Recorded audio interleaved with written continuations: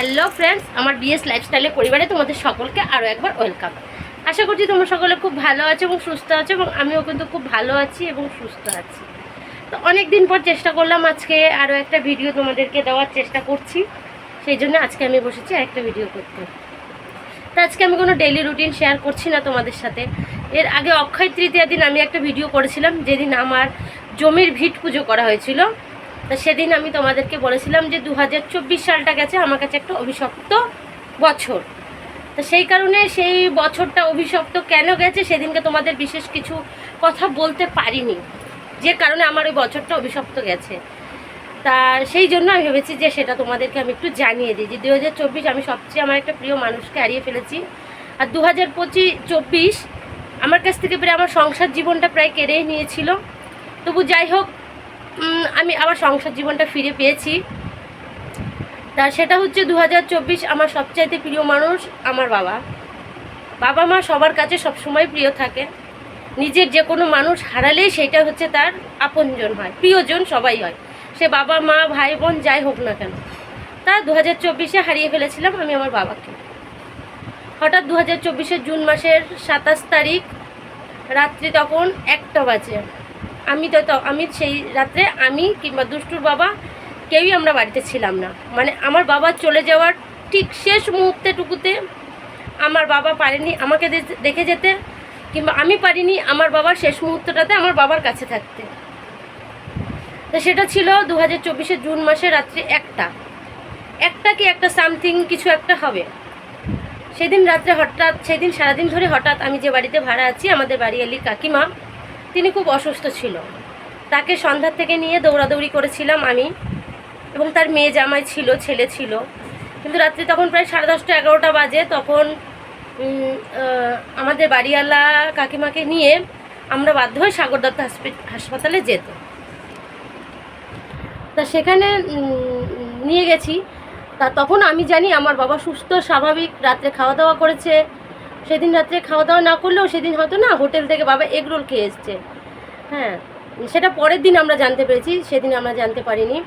রাত্রে মনে হয় সেরকম কিছু খায়নি। সারাদিন আমার বাবা সুস্থ। আমাদের যে জলের ব্যবসা তোমরা জানো, সে ব্যবসা করেছে বাবা, রাত্রেবেলা কালেকশন করেছে, সব কিছু করেছে। আমার দুষ্টু সেদিনকে, যেহেতু আমি আর দুষ্টুর বাবা কাকিমাকে নিয়ে হসপিটালে যাচ্ছি, সেহেতু দুষ্টুকে আবার ওই বাড়িতে আমার ভাই এসে নিয়ে গেছিলো, যে থাকবে কোথায় অত রাত্রে। তো আমরা ছিলাম তখন সাগর দত্ত হাসপাতালে।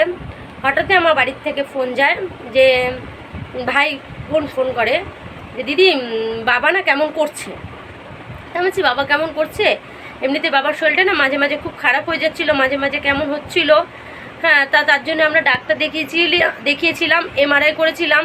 তো বলছিল বাবার এমনি শরীরে কোনো সমস্যা নেই, একটু লিভারটা ফ্যাটি লিভার হয়ে গেছিলো, আর ঘাড়ে স্পন্ডালাইসিস। আর বাবার একটু যেহেতু প্রেশারটা হাই ছিল, বাবা প্রেশারে ওষুধ খেত, কিন্তু ওষুধ খাওয়াতে প্রেশারটা নর্মাল ছিল। কিন্তু আমার বাবার সুস্থ স্বাভাবিক বয়স ছিল। যখন আমার বাবা মারা গেল তখন আমার বাবার বয়স ছিল 57 বছর। তো হঠাৎই রাত্রেবেলা আমার কাছে ফোন যায়, ভাই ফোন করে দিদি বাবা না কেমন করছে। তা তখন আমি ভাইকে বলি, ভাই তুই না, আমি অ্যাম্বুলেন্স, যেহেতু আমাদের বাড়িওয়ালে কাকিমাকে যে অ্যাম্বুলেন্সে করে আমরা নিয়ে গেছিলাম, সেই অ্যাম্বুলেন্স চালককে ফোন করেছিল আমাদের দুষ্টুর বাবা। তখন আমি ভাইকে বলি, ভাই আমরা এখান থেকে অ্যাম্বুলেন্স ফোন করে দিচ্ছি, অ্যাম্বুলেন্স চলে আসছে, তুই বাবাকে নিয়ে সাগর দত্ত হাসপাতালে চলে আয়। যেহেতু আমরা ওখানে 3-4 জন মানুষ রয়েছি, তাহলে কি হবে যে আমরা সঙ্গে সঙ্গে সবাই মিলে ট্রিটমেন্টটা করতে পারবো। আর আশেপাশে হাসপাতাল আছে, কিন্তু পরিষেবা অতটা ভালো নয়। তো অ্যাম্বুলেন্সকে ফোন করেছি, অ্যাম্বুলেন্সওয়ালা বললো ঠিক আছে আমি 10 মিনিটের মধ্যে আসছি। এবার অ্যাম্বুলেন্সওয়ালাকে আসতে দিতে 10টা মিনিট সময় দিতে হবে, কিন্তু সেই 10টা মিনিট সময় কিন্তু আমার বাবা আমাদেরকে দেয়নি। হঠাৎই বাড়ির থেকে ফোন যায়, ফোন কন্টিনিউ কিন্তু আমার কানে রয়েছে, ওরা ছটফট করছে, বাবাও খুব কষ্ট পাচ্ছে শেষ মুহূর্তে। আমার মেয়ে ধরে ঢাকাঝাকি করছে, ভাই ধরে ঢাকাঝাকি করছে, জল দিচ্ছে, তেল দিচ্ছে, কিন্তু কিছুক্ষণের মিনিট সাথে আমার বাবা ভীষণ কষ্ট পেয়েছে। তারপর হঠাৎই আমার বাবা শেষ নিঃশ্বাস ত্যাগ করলো। যাই হোক, অ্যাম্বুলেন্স আসার সময়টাও আমাকে দিল না, বাড়ির থেকে ফোন করলো দিদি অ্যাম্বুলেন্স আসতে হবে না। তখন তো আমি ছটপট করছি, বাবাকে দেখতে পাচ্ছি না, আমি হসপিটালে অত রাত্রে আমি কিছু পাচ্ছি না আসার জন্য। আর সত্যি কথা বলতে আমি বাড়িওয়ালি কাকিমাকে নিয়ে গেছিলাম, আমার হাতটা তো এতটা খালিভাবে আমি গেছিলাম, আর 2024টা যেহেতু বলেছি খুবই কষ্টের দিন গেছিলো, তা আমার কাছেও সেরকম কোনো পয়সা কড়ি ছিল না যে ওই রাত্রে আমি প্রাইভেট গাড়ি ভাড়া করে আসবো। তবু যাই হোক, বাড়িওয়ালা যে বর্দা ছিল তাকে বললাম, দাদা তুমি আমাকে 500 টাকা ধার দাও। তো সেই মুহূর্তে দাদা 500 টাকা ধার দিল। 600 টাকা অটো ভাড়া করে, অটো রিজার্ভ করে ওখান থেকে ছটপট করতে করতে আসি। সেই মুহূর্তটাতে যেন আমার রাস্তাটাও শেষ হচ্ছে না। এমনই একটা পরিস্থিতির মধ্যে দিয়ে আমি যখন বাড়িতে আসি, অ্যাম্বুলেন্সওয়ালাকে ওখান থেকে ফোন করে বারণ করে দিলাম, কেননা আমাদের পাশের বাড়ির একজন আমরা মামা বলে ডাকি, তাকে সঙ্গে সঙ্গে ডাকা হয়েছে। চিৎকার চেঁচামেচি বাড়িতে শুরু হয়ে গেছে।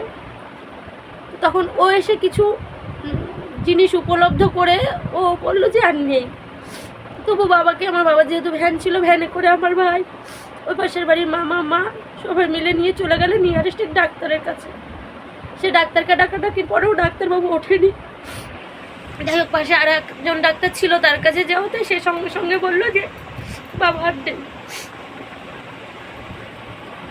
যাই হোক, তখন বাবাকে নিয়ে ভ্যানে করে আমার বাড়িতে আসা হয়েছে। সেই মুহূর্তে আমিও ঢুকেছি, তখন বাবা ভ্যানের শোয়া। আমি কখনো ভাবতে পারিনি যে আমার বাবা এত তাড়াতাড়ি হারিয়ে ফেলবো আমরা। আর এখন আমার ভাই বোনটা ছোট, আমি একমাত্র, আমার বিয়ে হয়েছে, এখন আমার বোন বাকি আছে, ভাই রয়েছে তার মাঝে। মাও ভীষণভাবে ভেঙে পড়েছিল। আর বাড়ির পরিবারের মাথা, সে কিছু না করলে বাবা তো বাবাই হয়। যাই হোক, হারিয়ে ফেলেছি হঠাৎই। যে কোনো চিকিৎসা করার মতনও 2 মিনিট সময় কিন্তু আমাদের দেয়নি। হঠাৎই ভাইয়ের কোলের মধ্যে ছটফট করতে করতে আমার বাবা চলে গেল। সেই ভিডিওটা আমি তোমাদের সাথে দেখাতে পারিনি। আর 2024-এ দুষ্টুর বাবা ও আমার সাথে এমন দুর্ব্যবহার করেছে, যেটা আমি চাইনি সোশ্যাল মিডিয়ায় তুলে ধরতে, কেন সবসময় সব পারিবারিক বিষয় সোশ্যাল মিডিয়ায় তুলে ধরা সম্ভব না। হ্যাঁ, আমি হয়তো ভেবেছিলাম দুষ্টুর বাবার সাথে হয়তো আমি আর সংসারটাই করতে পারবো না। যাই হোক, তবু আমি অনেক ঝড় ঝাপটা এড়িয়ে, অনেক কষ্ট দুঃখ সহ্য করে, অত্যাচার অশান্তি, প্রত্যেকটা রাত্রে আমি নিশ্চিন্তভাবে ঘুমাতে পারতাম। অনেক কষ্ট সহ্য করছি। সমস্ত কষ্ট দুঃখ সহ্য করতে করতে লাস্টে আমি হারিয়ে ফেললাম আমার বাবাকে। আমার বাবা আমার এই অশান্তি, এই কষ্ট, এই দুঃখ আর নিতে পারছি না। কেননা 2023-এর নভেম্বর থেকে আমার অশান্তিটা শুরু হয়। 2024-এর জুনে বাবাকে হারিয়ে ফেলি। জুন, জুলাই, আগস্ট, সেপ্টেম্বর পর্যন্ত আমাকে এই অশান্তি ভোগ করতে হয়েছে। অশান্তিটা এমন একটা চূড়ান্ত পর্যায়ে যেতে বাধ্য হয় যে আমি বিশেষ স্টেপ নিতে বাধ্য হই। সেটা আমি তোমাকে বলতে পারছি না, তোমাদেরকে জানাতে পারছি না যে অশান্তিটা কি। যাই হোক, শত ঝড় ঝাপটা পার করে দুষ্টুর বাবা আবার এখন সংসারে মন দিয়েছে। এবার জানি না আমার কপালে কি আছে, কেননা আমার বিবাহিত জীবন 13 বছরের হয়ে গেছে। 12 বছর ধরে দুষ্টুর বাবার মতন মানুষ আমি দ্বিতীয় কাউকে পাইনি। মানে দ্বিতীয় এরকম কাউকে আমি দেখিনি যে দুষ্টুর বাবার মতন মানুষ খুঁজে পাওয়ার সত্যিই খুব মুশকিল। তখন তোমরা বলবে যে যে কি এমন আছে, ওর টাকা পয়সা অর্থ সম্পত্তি নেই ঠিকই, আমি ভাড়া বাড়িতে আছি ঠিকই, অনেক কষ্ট অনেক ঝড়ঝাপটা সহ্য করে আমি 13 বছর সংসার করছি। শ্বশুর বাড়ির থেকে একটা লোকের কোনো সাপোর্ট পাইনি, না কোনো ভালোবাসা পেয়েছি, না আজ পর্যন্ত আমার মেয়েটা শ্বশুর বাড়ির কারোর থেকে কোনো ভালোবাসা পেল। ঠিক আছে, যাই হোক, এত কিছুর পরে যেহেতু স্বামী ভালো, সেই নিয়ে সংসার করছিলাম। কিন্তু সেই এত ভালো স্বামী যে আমার এইভাবে বদলে যাবে, এরকম দুর্ব্যবহার আমার সাথে করবে আমি ভাবতে পারিনি। যাই হোক, 2024-এর সেপ্টেম্বর মাস পর্যন্ত আমাদের সেই সমস্যাটা ছিল। তখন দিন রাত এক করে শুধু কান্না করতাম। এখন আশা করছি, মনে হয় যে সেই সমস্যা থেকে আমি বেরিয়ে আসতে পেরেছি। 2024-এর সেপ্টেম্বর মাসে আমি জমি কিনেছি, সেটা তোমাদের বলেছি, রেজিস্ট্রি করেছি 4 তারিখে 2000 সেপ্টেম্বর মাসে। দুঃখের বিষয়, আমার বাবা সেই জমিটা দেখে যেতে পারলো না। দেখতে দেখতে আমার বাবার কিন্তু 1 বছর প্রায় হয়ে আসছে। সামনের মাসে, আষাঢ় মাসে আমার বাবার বাৎসরিক কাজ। তো এটাই তোমাদেরকে বলার ছিল যে আমি 2024টায় যেভাবে কাটিয়েছি, সেই জন্য আরও বিশেষ করে তোমাদের সাথে কোনো ব্লগ ভিডিও আমি দিতে পারছিলাম না। মনে যদি শান্তি না থাকে, পেটে খাবার না থাকলে হাসি মুখে থাকা যায়, যে স্বামীর যা ইনকাম তার মধ্যে থাকবো, কিন্তু কপালে যদি সুখ না থাকে, মনে যদি শান্তি না থাকে, সেই কষ্ট সহ্য করা যায় না। তবু যাই হোক, সেই সব কষ্ট সহ্য করে আমি আবার দুষ্টুর বাবার সাথে এখন সংসার করছি। দুষ্টুর মুখের দিকে তাকিয়ে যে আমি বাবাকে হারিয়ে ফেলেছি এই বয়সে, ঠিক আছে, আমার ভাই বোনটা হারিয়ে ফেলেছে, কিন্তু দুষ্টু তো ছোট, আর ওর বাবাকেও ভীষণই ভালোবাসে। তা আমি চাইনি আমার মেয়েটাকে পিতৃহারা করতে। চাইলে আমি সংসার ছেড়ে দিয়ে যেতাম, মেয়ে নিয়ে আমি নিজের মতো নিজে থাকতাম, কিন্তু পারিনি। একটা মেয়ে মুখে অনেক কিছু বলতে পারে, অনেক কথা বলতে পারে, কিন্তু জানবে সংসার ছাড়াটা অত সোজা নয়।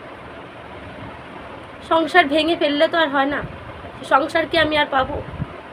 তাই যাই হোক, দুষ্টুর বাবা আবার আমার সংসারে ফিরে এসেছে, আবার আমরা একসাথে ভালোভাবে সংসার করছি। এখন তো মনে হচ্ছে সে সম্পূর্ণ ঠিক হয়ে গেছে। এবার জানি না এরপরে আবার আমার কপালে কি আছে। এটাই ছিল তোমাদের সাথে শেয়ার করার মতন কথা। আমি সংসার জীবন শুরু করার থেকে কষ্ট করেছি, কিন্তু এই যে ধকলটা, এটা আমি নিতে পারছিলাম না। যে ধকলটা নিতে না পেরে আমার বাবা চলে গেল। আমার কষ্টটা আমার বাবা একদম সহ্য করতে পারে না। কোনো সন্তানের কষ্টই কোনো বাবা মা পারে না সহ্য করতে, শুধু আমার বাবা কেন, কোনো বাবা মাই পারে না। সন্তান যদি কষ্ট করে, সেই কষ্ট আমি যদি একবেলা না খেয়ে থাকতাম, তাহলে হয়তো আমার বাবা মা দৌড়ে আমাকে খাবারটা দিয়ে যেত। কিন্তু যে কষ্ট সহ্য করছিলাম, সেই কষ্ট ভাগ করার মতো লোক ছিল না, আর সেই কষ্টটা আমার বাবা সহ্য করতে পারেনি। আর আমাদের দুষ্টুর বাবা এমনই একজন মানুষ ছিল, সে যে এরকম দুর্ব্যবহারটা করবে, সেই ব্যবহারটাও আমার বাড়ির লোক, আমার পরিবার, আমি, আমার সন্তান কেউ নিতে পারে। যাই হোক, এর থেকে বেশি কিছু, যেহেতু পারিবারিক বিষয়, আমি এর থেকে আর বেশি কিছু তোমাদের সাথে শেয়ার করতে পারলাম না, ঠিক আছে? তো এই ভিডিওটা তোমাদেরকে দিলাম এই বিষয়টা জানানোর জন্য, যেহেতু বলেছিলাম যে আমি এই 2024টা এত খারাপ কাটিয়েছি। তো সে যেদিন আমার ভিট পুজো ছিল, সেটা আমার খুশির দিন, আমি খুশির দিনে চাইনি এত এই সমস্ত কথাগুলো তোমাদের সাথে শেয়ার করতে, সেই জন্য আমি আজকে এই ভিডিওটা বানালাম, ঠিক আছে? তা আমার ভিডিও যদি তোমাদের ভালো থাকে, প্লিজ আমার চ্যানেলটি সাবস্ক্রাইব করে আমার পাশে থেকো।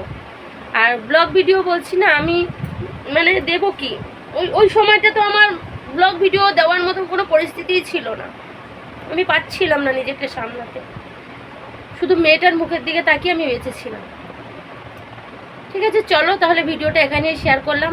আমার দুঃখ কষ্ট সমস্ত কিছু আমি সবসময় তোমাদের সাথে শেয়ার করি, ভালো থাকি, দুঃখটা শেয়ার করবো আর আনন্দটা শেয়ার করবো না, ওই জন্য সেই আমি ব্লগ ভিডিও অনেকদিন পর শুরু করলাম, কিন্তু আমার আনন্দটা দিয়ে।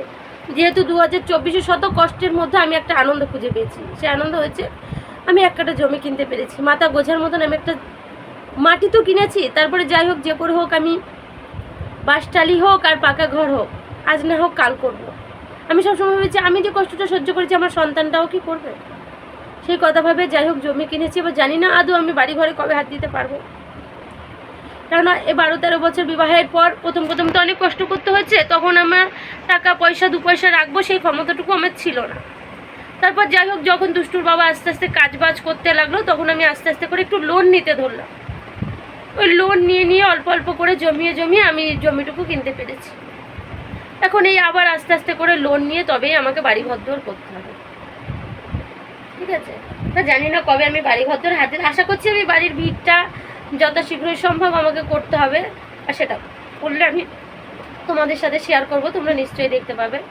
কারণ এতটা দুঃখ শেয়ার করলাম, আর আনন্দটুকু শেয়ার করবো না তোমাদের সাথে, ঠিক আছে? চলো তাহলে আজকে ভিডিওটা এখানেই আমি শেষ করলাম। তোমরা সকলে ভালো থেকো, সুস্থ থেকো, আর প্লিজ আমার চ্যানেলটি সাবস্ক্রাইব করে আমার পাশে থেকো। বাই।